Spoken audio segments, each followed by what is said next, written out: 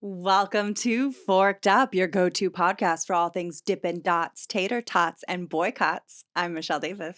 And I'm Matt Holloway. Today we're talking about how much cocaine an onion ring can hold, how mice helped unlock the cure for Alzheimer's, and there's an entire part of the population that secretly eats bones. So stay tuned, y'all. It's definitely getting forked up.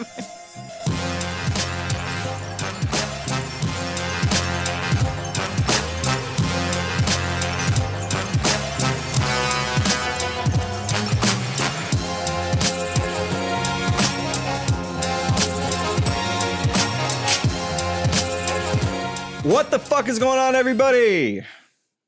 Welcome back to another banger episode of Forked Up. We got some quick housekeeping to do before we get into a fantastic episode that we have for y'all this week. The Broiler Room. If y'all are not signed up yet, you can go to thebroilerroom.com. That's broiler, B-R, not boiler room. Like the movie. Or you can just go to our website and click newsletter up at the top, or go to badmatters.substack.com. Any of those will get you to our newsletter. And what did we have go out this week? So Saturday, for the free newsletter, we had a segment of our book where we talked about what the fuck happened to food during the, not going to say it because our videos get flagged every time we say it. During the transition from the before times to now. Y'all know what I'm talking about. So we explore what the fuck happened to food during that time. That went out Saturday, and then Sunday we did an explainer on our process on how to write a cookbook, everything from like pitching to publishing. So if I know there's a lot of creatives that follow us. We get a lot of people asking like, hey, how do I kind of get this off the ground? So we were just trying to give you guys some insight into our process, which kind of, to be summed up, madness.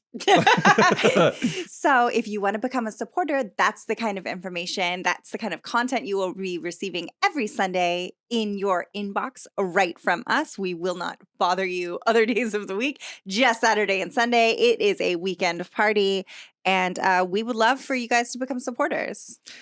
$5 a month makes a big difference here. We are user supported. Everything that we do, this podcast, our website, everything that we keep ads off of it is because of our supporters. So if y'all want to sign up, it's just $5 a month. You get the exclusive newsletter also on Sunday, and you get exclusive recipes. We got exclusive content. $5 a month. He might have a nip slip sometime soon. You don't know. I'll show a little skin for the supporters. All right, newsletter bullshit out of the way. Beastless Feast. You guys wait for this every year. We have on our website all of the recipes that are like holiday adjacent. On Beastless Feast, you're going to get recipes like our world famous stuffing. A lot of omnivores love that because, guys, there's absolutely no reason that you should be shoving spices and bread up a bird's ass. It's weird. It's a weird thing we do. We also have our delicious cranberry sauce, and then we have a cocktail you make with the leftover cranberry sauce. Oh, I forgot about that. Yeah. I'm really proud of that. But just go check it out. We've, cataloged all the recipes, like Matt said, all the fall, winter recipes, and all kind of recipes we think are holiday-y. They're all there. We have it's at the top of the website. You'll see Beastless Feast right up there, or you can search Beastless Feast Bad Manners in your Google machines, and everything will come up, and then you'll be all set, because how the fuck is Thanksgiving next week? It was like November just started, and then the calendar is like, oh, Thanksgiving's next week. Yeah. I was sitting there, and like me and Curie were like, what the fuck are we gonna do? I got double Thanksgiving with the girlfriend's fam. Yeah. So yeah, it's gonna be both on Thursday?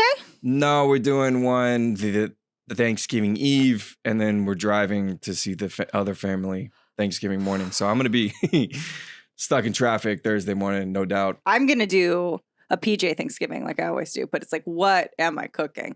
Because when you gotta do the stuffing. Because if you don't have a lot of people, you just do the hits. Yeah. I am 100% doing stuffing. I think the cranberry sauce, even though ours is fresh, it can be divisive because some people, they like the homemade from scratch, which is what we do, or they like that straight out of the can, or it's got the ribbed for my dad loves pleasure. It. My dad loves. It's a very Midwest thing. He wants both. He wants a fresh because he knows it's better, but he just loves the slices, the gelatin, and he won't let my mom like mash it or anything. He wants it ribbed on the table. It is a source of great embarrassment. We're gonna do the stuffing and we're gonna do the pot pies. Nice. Speaking of pot pies, we actually have that on this weekend's menu. We have our vegetable pot pies, which is one of my personal all-time favorites from our website. If you are seeking those fall flavors, this is exactly up your alley. I promise you that. What else is on the menu this weekend, Michelle? We have our potato and Swiss chard gratin, which is, it's basically like scalloped potatoes with Swiss chard mixed in. It's just, we try to keep you getting that potato content that you want, that you deserve. So I'm always mixing it up, giving you new ways to eat a potato. Those are both featured on our Beastless Feast page, but we are highlighting them here for y'all because we know you're balls deep in menu planning. Yeah. So if you are menu planning, check out Beastless Feast. That's definitely going to help. Also, do you know what a really good resource for new recipes? Brave New Meal, our brand new cookbook that just dropped. Anything from there is going to be a heater. So I don't know. Yeah, there's like the baked leek and parsnip side. It's a really simple side, but it'll help fill out the plates. We also have a delicious salad recipe with a horseradish dressing and Old Bay croutons, which I cannot stop eating. So if you live in a warmer climate and you guys want a fresh, bright salad, that would be great on the table. We have our pear and pecan pie, which is also fucking amazing. You could make our passion fruit cheesecake for Thanksgiving. Holy shit. You said, that would make my day. Yeah, the passion fruit, if you can find it, that cheesecake is fucking legit. Yeah, it's at the farmers markets right now all over Southern California. So maybe where you live too. Even though we're recording this and Caitlin won't get it till it's over with, the moment you said Old Bay seasoning, her like spidey sense. Her Maryland started tingling. Yeah, her like East Coast was like, there's a disturbance in the force. It's really good. And speaking of our new book, if y'all bought it on Amazon, if you could go there and leave us a review. I fucking hate asking this, but those things help us more than you realize. And I don't care what your review is, just leave us one. Unless you didn't like it, then don't. Don't leave a dick Don't worry review. about it. Don't worry about it. But if you like it, we'd love to hear from you. 3 stars and up. I don't like the reviews that people are like, the box is broken. The box was fucked up. Amazon delivered it late. It's like, we don't have any control over that. We have gotten that on every single one of our books. They're like, box arrived wet. Bitch, what? Sorry. Ooh, are you reviewing Amazon? Why are you reviewing Amazon under our book? When we were writing this book, we made sure that it would arrive to you wet. Yeah, that's how we like our books. So please leave feedback about your wet copy of Brave New Meal. But yeah, I hope that you guys got the book, and I hope that you got it from a local retailer. But if you did use Amazon, which is our largest distributor, please leave us a review. That really does help. And if you listen to this podcast, leave a review. Just leave reviews, guys. I don't know. We have heard that the Canadian books are coming out the week of the 23rd. Correct. So you guys should be getting your shipment soon. We're so sorry. Obviously, it's way out of our control. Also, the books are delayed across Europe, in the Netherlands as well. Here's what they're saying it's going to be by Christmas. We heard that from y'all. Yeah, we don't know what the fuck is going on. Here's what's so fucking insane, and like why Americans are just like in our bubble. This is a global slowdown of like shipping, and some people in our country are like blaming Biden as if I don't know why this would benefit him to any end, that he's like, I'm gonna slow commerce down. It's a global problem. People have been telling us it was going to happen forever. And our beautiful books are one of the many, many victims.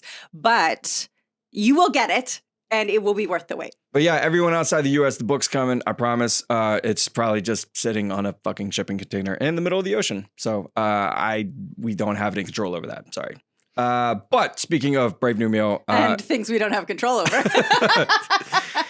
We have had a lot of y'all message us, email, or DM about on page, what page is this? 7? On page 17, our 17, icon guide, all but one of the icons are missing. I would love to say it was a typo I missed. That's not the case. Somebody at the publisher fucked up and it got deleted somehow. Yeah.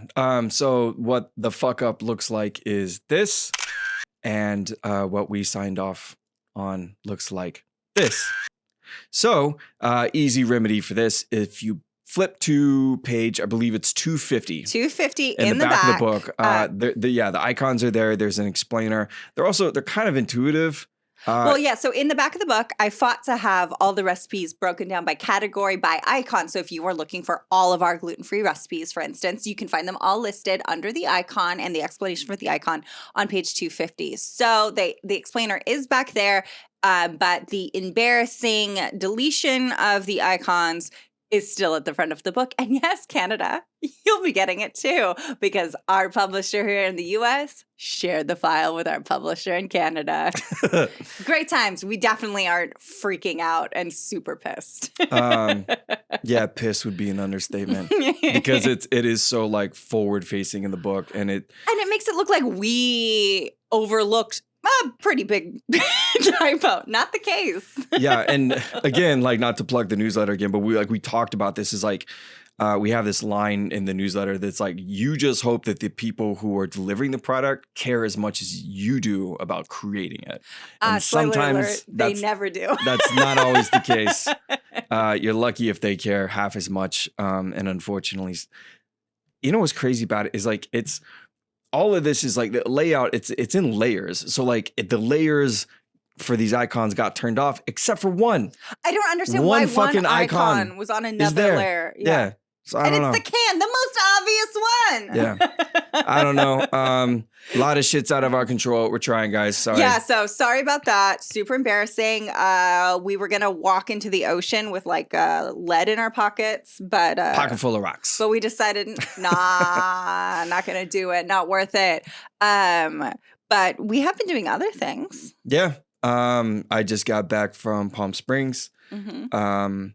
My throat is a little sore from shouting at a wedding. It's not COVID related. I was at a wedding. And yeah, and a shouty wedding? Everybody was shouting because the music was so loud. Fair enough. So yeah, it was. So you starved to death. Yeah.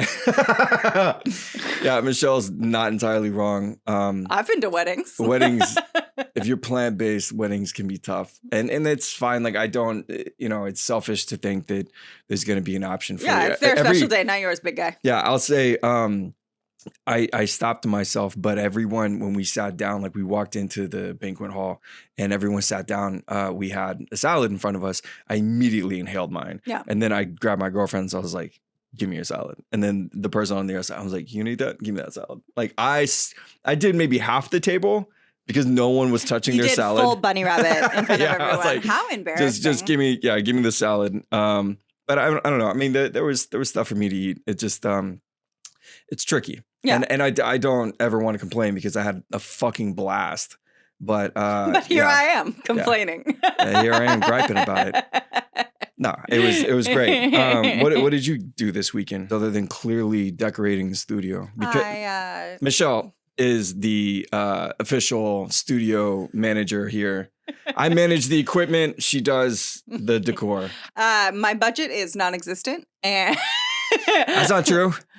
Michael's on sale with $3 right here. This is all fruit that we will be eating, and these branches are left over from yard work from a neighbor. Yeah, this came. Yeah, these branches we just they're from the yard. trying to give it that autumnal vibe. Autumnal? Autumnal. Like Tums. Yeah, I was on a couple dance committees in high school. It's no big deal. I know how to throw together a little something. Yeah. But decorate the studio, anything? Any other weekend highlights?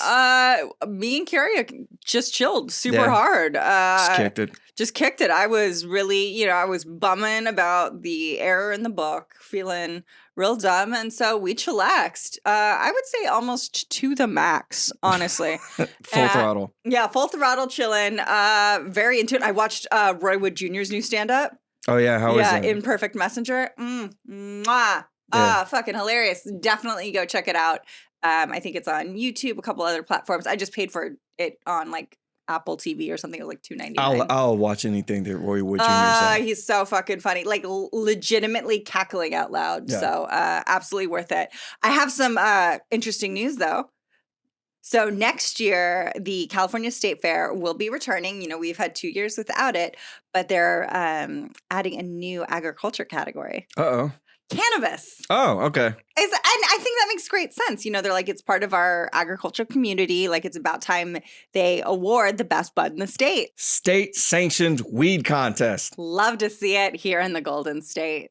Everybody who left California right now probably regretting it. Sucks to suck. Yeah. I don't know that I know I was griping about LA a couple weeks ago, but everyone who moved from like California to like Texas, like Texas is going to be the last in the United States to legalize weed. Yeah. Like definitely the last. Maybe Mississippi or Alabama. No. No. I know Texas, and knowing Greg Abbott, if he stays in power, they're going to be the last. Mm-hmm. Yeah. I don't know enough about the California State Fair. Where is that? Outside of Sacramento. Oh, yeah, okay. Yeah, capital. You know. Makes sense. Have you ever been? No, I haven't. I've been to like different. I've been like to the San Diego County Fair, like things like that, but I haven't been to the State Fair. Y'all should send us to the California State Fair, and we will do maybe a live podcast there. Yes. $5 a month. Sign up. Let's get into the fucking episode. Michelle, kick it off with a food history. It is now time for This Week in Food History. This some serious gourmet shit. Well, this week we are looking into the history of everyone's favorite side dish, mashed potatoes. I don't know, mac and cheese. Mac and cheese? Mac and cheese could be a strong contender. Babe, that's a main. That's cookbook cover material. Right I don't know what the fuck you're talking about. That is not a side dish. That is a main to me. That's fair. That's fair. Okay, all right. Get your head out of your ass. We're back on the same page now. We're back to mashed potatoes. Despite being linked to Ireland, in a lot of people's minds, potatoes are strictly a food of the Americas. Potatoes are native to South America and were domesticated in the Andes Mountains of Peru and northwest Bolivia, where they have been used for food as far back as 8,000 BC. Minimum. That's as far back as they go up there. So they were imported to Europe in the 16th century by the Spanish during their raiding and pillaging expeditions across the new continent. But potatoes were not a instant hit in the old world. Boo. Boo. No. So potatoes are part of the nightshade family, and their leaves made this obvious to the botanically minded people of that era, like people knew their plants back in the day. Yeah. Now everybody likes chicken nuggies. Yeah, and everyone doesn't know what the bay leaf is in their beans at Chipotle. Yeah, now y'all see a bay leaf in your bowl and you're fucking tweeting it corporate Chipotle accounts. They have to have meetings about that, being like, don't respond. We're tired of this. Yeah. Y'all get poisoned back in the day. Y'all couldn't identify shit. So nightshades can be delicious, like tomatoes and eggplant, but they can also be extremely deadly, like belladonna and hemlock. And you guys might be like, hemlock? How the fuck do I know that? Well, hemlock is what Socrates was sentenced to consume when he was convicted of corrupting the youth of Athens. So it's an old school poison. So they were right to have their worries. Sure is pretty. Yeah. Kind of looks like baby's breath. Yeah, it's really gorgeous. And there's lots of different kinds. It's all over the place. What was the other one? Belladonna? Belladonna. I'm learning in real time, guys. I'm not getting poisoned. So, the people were right to have their concerns, but the Incan people had long since bred out the poison from potatoes, making them safe for people to eat, but their questionable rap stuck around for a while. So in France, potatoes were so unwelcome that the French government banned them as a food for humans in 1748. And for some reason, there was rumors that they caused leprosy. It was like the 5G of their era. It was wild. But they were going to potato fields and just burning them down. Yeah, they're like, nah, I'm not getting leprosy. Not me and my family. Yeah. Yeah, exactly. I did my own research. But interestingly enough, it was actually a French military pharmacist, which I didn't know that was a gig, who served in the 7 Years' War, who helped popularize potatoes in Europe. He was captured by Prussian soldiers, and he was forced to live on a diet of potatoes while in prison. Baby, lock me up. Antoine Augustine Parmentier discovered that potatoes were not the leprosy-inducing animal feed that the French people thought, and he fell in love with them while he was in prison, and he experimented with lots of different ways to cook them. I guess he had to cook his own meals in prison, which again, baby, lock me up. Sounds delicious. He walks out of his jail cell and he's like, I call them fries from France. French fries. Straight up. No. So when he was freed, he petitioned the French government to change the laws, and he toured the countryside showing people how to make delicious potatoes. Yeah. So he clearly wasn't the first person to mash a potato. No. But he was the first recorded champion of the dish that we all love. So France lifted the potato ban in 1772, and mashed potatoes started appearing in cookbooks all over the world, from the US to England to everywhere in between. And now we're all obsessed. And we didn't even have to go to jail. Do you think he did other things with potatoes? Sexual things? Being in that jail cell all that time? Yeah, absolutely. Yeah. He's like, they can be your best friend. They can be your lover. They can be your food source. I love potatoes. They could be your mister. They could be your missus. Yeah. They could be a they. Yeah. It's whatever you want. Yeah. Have you brought any fruits or vegetables onto the planet? Welcome to Recon. Get ready for a surprise. This week in Total Recall, Trader Joe's announced a nationwide recall of their store brand chicken burgers for bone fragments. Well, we know how those got in there. Bone fragments. I like when people are like, ew, I don't like it when it has bones or veins. Bitch, sounds like you don't like meat.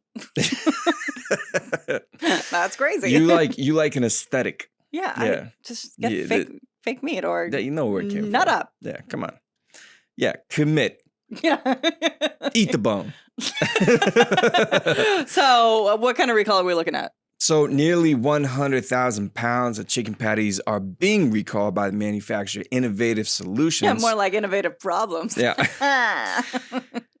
And that weight would come out to the equivalent of 4 armored trucks if they were made entirely out of chicken patties. I don't like that image at all. That's the math we're doing this week. Armored chicken patty trucks. What are they guarding? What if it's a chicken, an imprisoned chicken in the body of his brethren? That's fucking dark. It's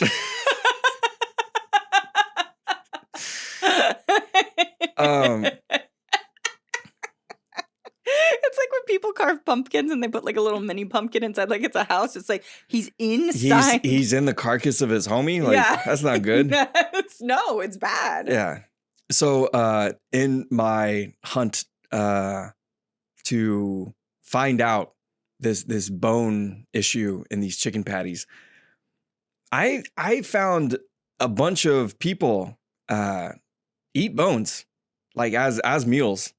Like they have bones for dinner. There were like, or they eat them in. No, there's like really obscure like forums that are like, I'm tired of not talking about it. I eat bones.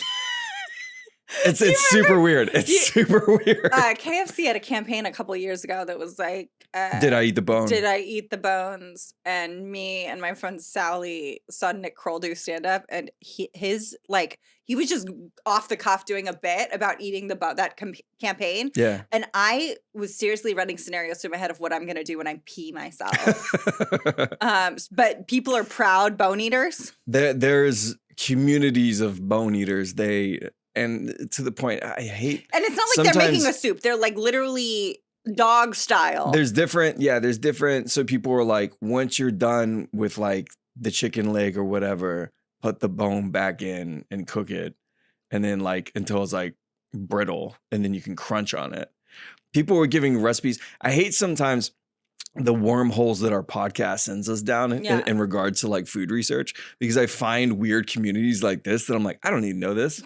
I don't even know there's a bunch of fucking weirdos who are like, I eat bones and I'm tired of not talking about it. It's all I want to talk about, CrossFit and bone eating. There were people, they were like giving recipes about like grinding it up and putting it in smoothies. Oh, for like calcium?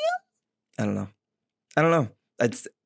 What's wrong with y'all? Y'all don't want to eat a vegetable so bad that y'all are eating bones. What the fuck is wrong with y'all? Our podcast outline research usually sends me, if it's not Talkbuster. My algorithm is straight fucked. Yeah. It's the targeted ads I see, whew, guys, they are chilling. It is a there are things that I have discovered, most of which we don't talk about, that I can't come back from. You're different now? So for $5 a month, y'all can help pay for my therapy that I so desperately need. Well, I've got a delicious food caper to share. Please, get us away, get us out of bone community. Okay.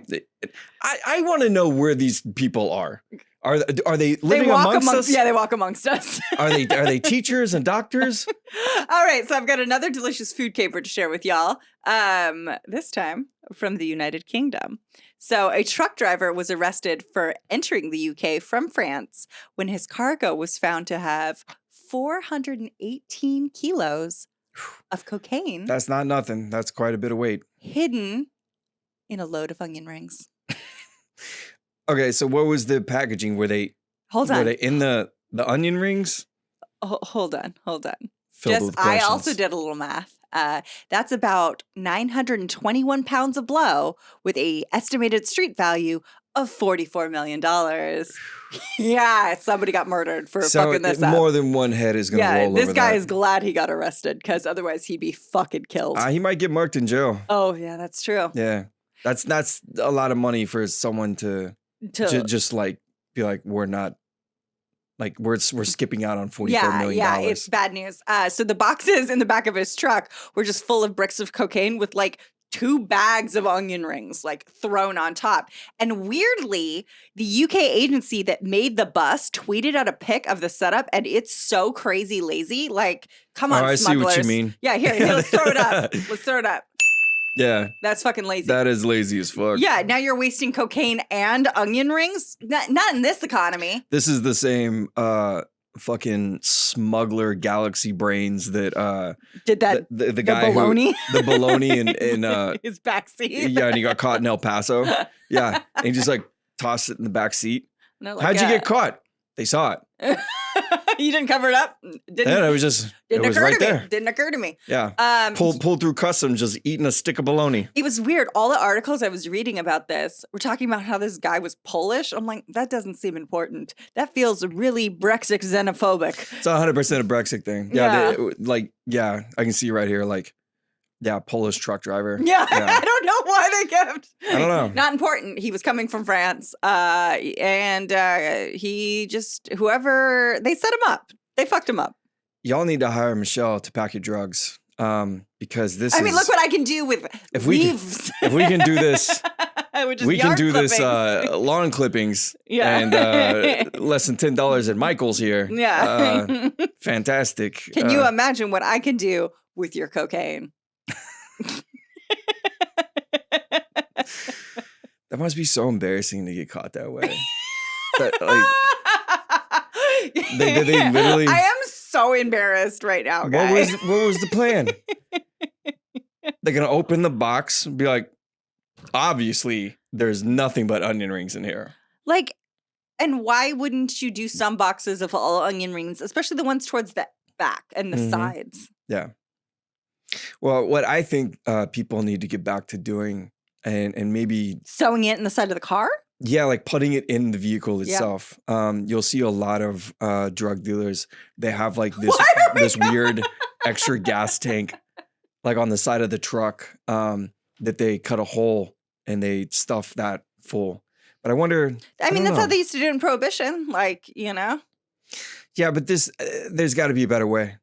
This feels so lazy. Yeah. And then when you're sitting in jail, wondering who's gonna shank you in the fucking neck when you least expect it, because you got caught by throwing a couple of bags of frozen onion rings. You don't think the driver's the one who packed them? Doesn't matter. Doesn't matter. Check your cargo. Yeah, no, that's fair. That's fair. That's doesn't fair. matter. All right. Yeah. Well, I've actually got some good news this week. Researchers in the US and Germany were able to reverse memory loss in mice, and they're moving on to human trials. So scientists have created this vaccine to combat, I'm probably butchering this, but amyloid beta, which is a sticky protein that naturally occurs with aging and accumulates in the brain, and it prevents neuron communication. So people who are prone to dementia, Alzheimer's, any kind of memory loss, illness, you get this buildup in your brain much faster and much sooner in life. So it's like the plaque in your arteries. Yeah, it's causing a heart exactly. attack. Yeah, they use the word plaque. Yeah. So the vaccine, scientists are calling, weirdly enough, tapas. Ooh, tapas. Wow. I wish all vaccines had such a delicious name. Yeah, maybe if vaccines were named after food, people would be more, I don't know, prone to like getting them. Taste the rainbow. Yeah. But they found that it provides antibodies for the body to combat amyloid beta plaque. Like you were saying, it is plaque buildup. So using mice, scientists found both the antibody and the vaccine help restore neural function, increase glucose metabolism in the brain, and restore memory loss. That's awesome. Yeah. So this is great news. So it like reopens the neural pathways that got blocked by the plaque. Yeah. And the body gets used to, once it recognizes that plaque buildup, it just gets rid of it. So there's no breakdown in neural communication. Okay. So this is obviously fantastic news. I have in my family a history of dementia. It's a very brutal disease, and this is good news for anyone who has lived through this and watched a loved one go through it. It's really tough, but we obviously have to acknowledge the fact that this is at the expense of animal testing. Yeah. Which is a very complicated subject.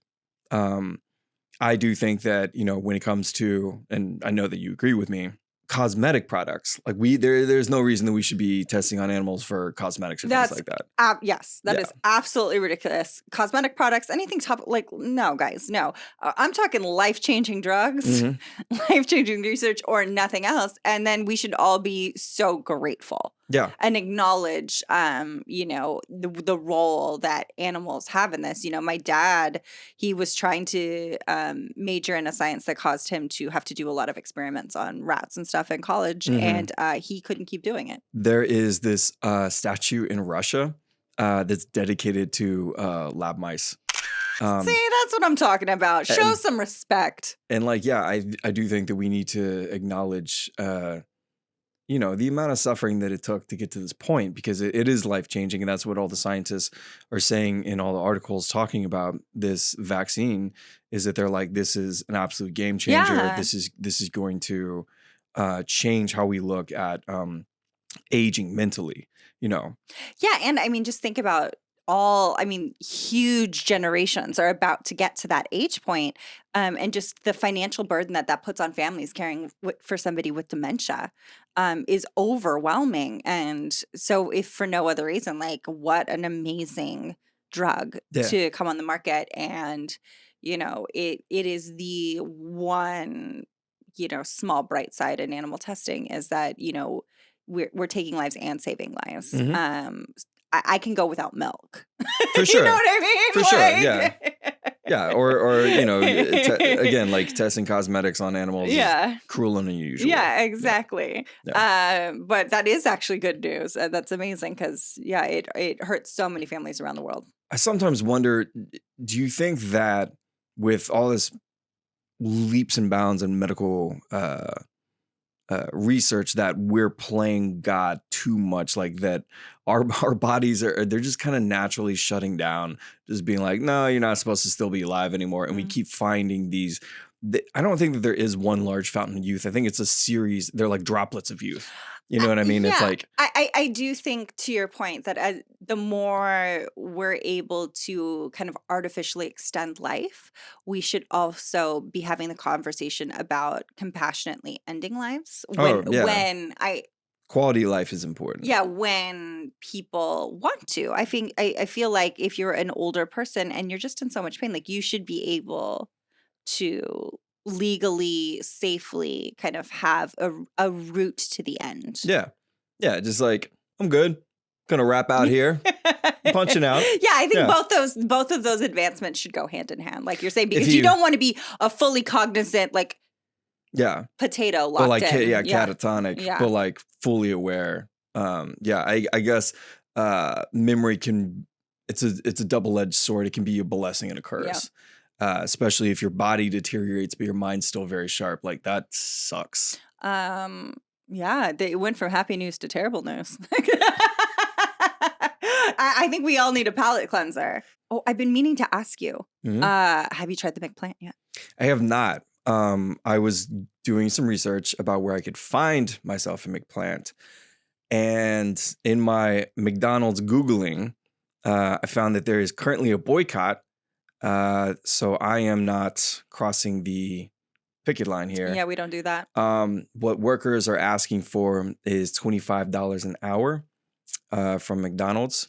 And that might sound really steep, but isn't that kind of what they get paid in other countries? Yeah, they make like $25 an hour in Australia. A bunch of people were chiming in from like around the world, like in the UK, and they're like, yeah, here's like what we make, which is essentially comes out to like $20 or $25 an hour in the US. And they make extra money on weekends because they know that people are going to be rolling through super drunk. And they're trying to, nobody wants to work that fucking schedule, you know, like, so they're trying to incentivize workers to come in during the worst times. Which imagine if we paid people. We don't do here. Not only that, companies are just like, we've been saying for years, like middle class has been like $15 an hour for fucking years at this point. And everyone's like, $15 an hour is too much. And then the federal government's like, all right, we're raising it $15 an hour. And then companies are like, fine, we'll fucking pay $15 an hour, but we're not happy about it. And everyone's like, we've been asking for this for so long that now we need more money. Now we need more money. And then what companies are doing are going, oh, fine, you don't want to work for $15 an hour in shitty fucking conditions with absolutely no benefits? We're hiring teenagers. Yeah. That's their solution. Yeah. Child labor. They're going the other direction. So, I'm supporting McDonald's employees. So what they're doing is McDonald's employees, if they do work at McDonald's, they're asking for raises of $25 an hour. And people are encouraged to, it's like, hey, if you do eat at McDonald's regularly, contact McDonald's either through their corporate website or whichever local McDonald's you go to. Tell them that they should pay their employees more. Where can people find information about this? Yeah, you can find more information. Just Google 25 or walk McDonald's. And that's why I have not had the McPlant yet, and I'm not going to. You tried to trick us, McDonald's. You tried to lure us in. Oh, this is interesting. Huh. They're saying apply at a McDonald's, schedule an interview, but don't show up to like waste the manager's time. We need to pay people more. Like there's no benefits on any fucking job anymore. Like we have to pay people more so that they can afford outside benefits. Like, yeah, I don't know. The rest of the world gets this. I don't know why America fucking piss and moans at any time that we're like, oh, we should treat people like earn a livable wage. Because we in this country we view poverty as a moral failing. Employees aren't even asking for a thriving wage. You're asking for a livable wage. That's how bad the goal has kept moving. Is that we're like, I'm not even trying to just be successful. I just need to pay bills. I just need to live. I'd like to live inside. Yeah. Call me crazy. Yeah, it's bad. So anyways, don't eat at McDonald's for plenty of reasons, but don't cross the picket line. But yeah, I don't know. After discussing doomer You know that's what we're called, right? Our generation. So our parents' generation are called boomers. People are calling us doomers since we can't afford houses or healthcare. Honestly, I like that a lot more than millennials. Yeah. Yeah, because we can't afford fucking shit. Yeah, and the world's on fire. Yeah. Yeah, dope. Let's get into everybody's favorite segment. Yeah, let's get a palate cleanser. Let's get into Talkbuster video. If you guys are listening to this podcast instead of watching it, you can go to YouTube and find us at Bad Manners Food, and you can watch along with us in the chaos that is Talkbuster video. It is, it's I don't know, Michelle. How do you describe this segment of the show? It's vaguely food related videos that will haunt your dreams. Yeah, that's fair. Yeah. All right, I'm ready. All right, video number 1. Let's go. We've got an egg yolk sitting on a shit ton of matches that have been rubber band together, and it looks like they're about to get lit on fire. And we got some titties. This is going to cook the egg. Yeah? I'm noticing a pattern in food video shit posting. Alex. That's it. They like you need to do something incredibly stupid. You need to be super excited Why about did she it. finger blast it? Like that guy just was. You need to have some This is disgusting. either a shirtless man or a girl in like a low cut shirt like we got here. Yeah. On the count of 3. 1. Alex, you ready? 1. This isn't gonna work. Yeah, there's. Julius, look. It's not gonna work. Yeah. It'll catch, but it's not gonna cook the egg. Oh my gosh. Oh my gosh. Why are they inside? Because they're children. And that's it? Look how many matches are on the table. I mean, listen, her boobs look fantastic. Yeah. That's it. Yeah. That is a mess. That's what a disrespectful use of eggs. But there's like a checklist that I'm noticing that we should just start when we're looking at these videos. We should just start checking the boxes. Unusual heat source. Yeah. Is there fire? Is there a unusual way to cook something? Marble countertop. Marble countertops. If it's a man, they're usually shirtless. Mm-hmm. If it's a woman, they're doing what this young lady is doing in the video here, where her face is just out of frame, and we can clearly see that she is she had a good summer. She's stacked. Yeah. But yeah, they're not going to eat that. No, they can't eat it. Yeah.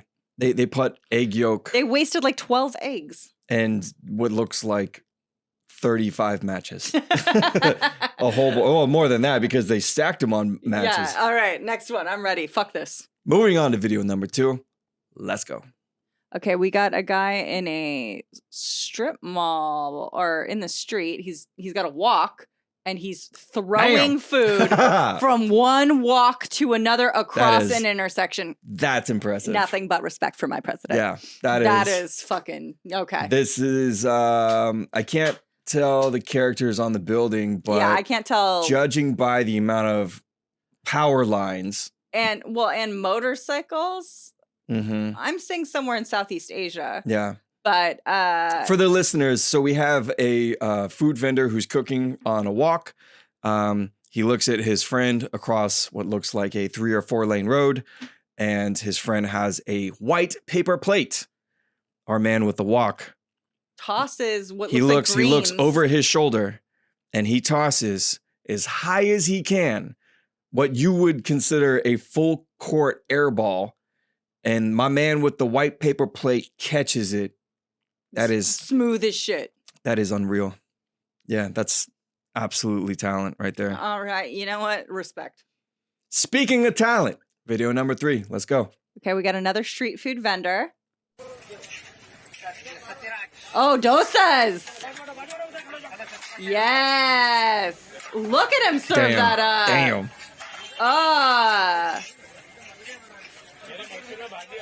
Oh, fuck him up. Damn.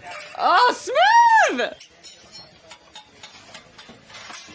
He's trying to clock out. Yeah. he's like, my shift's almost over. I'm done. I'm trying to close this line. That is skills to pay the bills right there, y'all. And I mean, who doesn't love a dosa? If you guys have never had a dosa, fucking find one in your area. It is a delicious Southern Indian treat. So for the listeners, we have another street vendor here.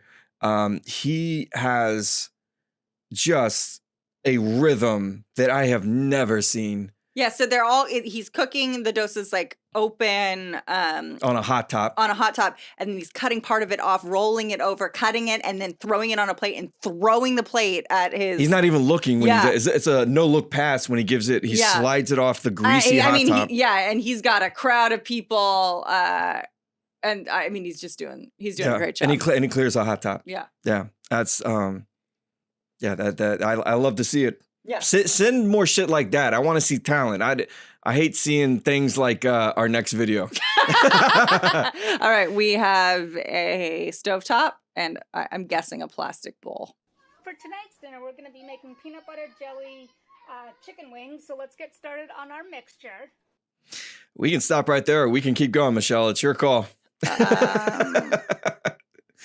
My heart says no. Also, it's 10 o'clock at night. Yeah, and this bitch is making fucking chicken wings. No wonder the kids are screaming. They're hungry. Yeah. All right. First, we want to start by adding a whole jar of cherry jam. Cherry, huh? Half a cup of peanut butter. Cherry jam's expensive. 2 tablespoons apple cider vinegar. What? 2 tablespoons cherry juice. What? 1 teaspoon of sriracha. What? We're going to whisk this till well combined. We're going to pour our mixture over our chicken. Now, peanut butter is not too unusual. Yeah, it's like satay. But the sweetness of the cherry jam. And then we'll cook it. Our chicken and roll it in peanuts. Okay, so I'm going to stop it again right there. Let's take a look at this table. It felt like she was surprised by the filming of this. Look, I'm not a parent. I can't even fathom how hard it is to have kids. But this table that she is. I mean, it has a dirty shoe right by the plate that preparing she's making food on. Well, that's why the kids are screaming. They're looking for their shoe. They're missing a shoe. What you do in the privacy of your own home is your business, but you make it my business when you start filming. Yeah. If she knew she was filming, she could have swiped off that table. Or just punched in on the camera a little bit. There is a filthy child shoe inches away from dinner. Yeah, all kinds of stuff. And we are now rolling these peanut butter and jelly chicken wings in some peanuts. poorly chopped peanuts. Yeah. Really curious to see how these turn out. Just to give it a nice little crunch and then cook. These look so good. I mean, they look like normal wings, just with a little bit of. The second batch came out much better. Did it? I don't know. I don't see any peanuts on there. I don't know that the second batch did. For the listeners, she absolutely burnt the shit out of batch number 2. And apparently these were the better batch. Oh my God. Bless your heart. Yeah. Michelle, explain to me your thoughts in the flavor profiles of the PB&J chicken wings. I think. Do you think that this is a family of bone eaters? I don't even think they ate those wings. Oh, no. I don't know that they did. I don't even think they ate the wings. Peanut butter and chicken. I could see that happening. Peanuts and chicken, rather, I guess I'll say, not necessarily peanut butter.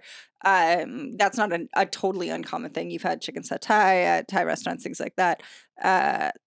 Cherry, the probably, sweetness throws me off. I don't even think the cherry would necessarily be outright disgusting if there was other things. Like if she'd had garlic and onions and some other stuff, like maybe this could have been okay. Because I mean, you do sweet glazes on poultry a lot. Like that's not that weird.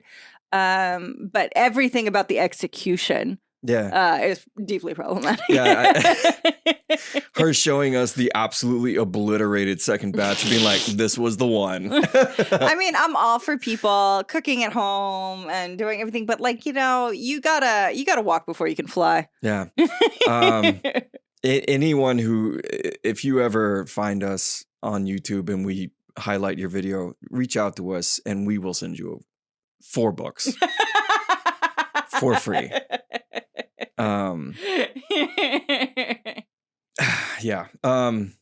Moving on to video number 5. Here we go.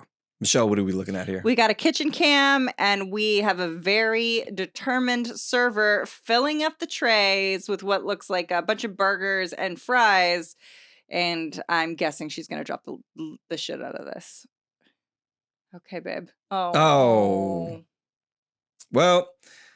It Tubby's Tank House, the whole thing dipped right into the garbage can. She didn't even get to pick it up. I will say this as someone who has been a server and I have dropped food better directly into the trash can than in the middle of the restaurant. I remember the first time I got that big oval tray up to my shoulder. And I was like, I'm doing it! I'm a real life server. Yeah. I was like, look at me.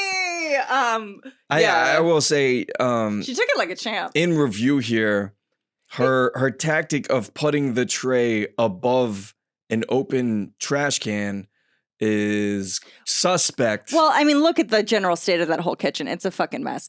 Gordon Ramsay would pop a vein in his forehead if he saw this kitchen. The only reason it dipped into the garbage is because she didn't have the far edge it was like just barely on the lid. It was kissing it. So as soon as she scooted it over, it was too heavy. It was over. Yeah. And she looks so pissed. She probably clocked out after this. Yeah. But you know what? She doesn't cause a scene. She doesn't break anything else. She kind of gently kicks the garbage can a little bit, right? Yeah, because she's going to have to go back to the kitchen and be like, run that entire order one more time. Yeah, and she just... And then go tell the table, the kitchen's taking a little longer on your food. Like, can I get anybody a refill?